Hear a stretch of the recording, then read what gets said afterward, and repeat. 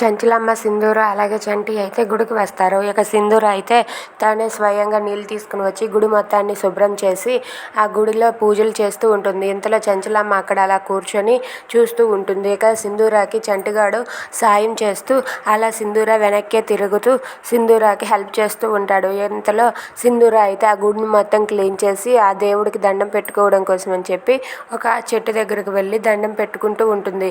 ఇక చుట్టూరు చంటి తిరుగుతూ తువ్వాలి అలా విసురుతూ అలా సింధూర అమ్మగారి కోసం దేవుడిని దండం పెట్టుకుంటూ ఉంటాడు.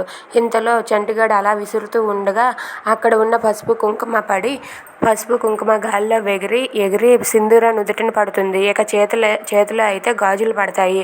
అది చూసి చంటి ఇలా అంటూ ఉంటాడు, ఆ శివయ్యే మీకు కరుణించాడు అమ్మగారు, మీకు మళ్ళీ కళ్యాణం జరగబోతుందేమో అని చెప్పి చంటి సింధూరతో అంటాడు. Thanks for watching friends, please subscribe.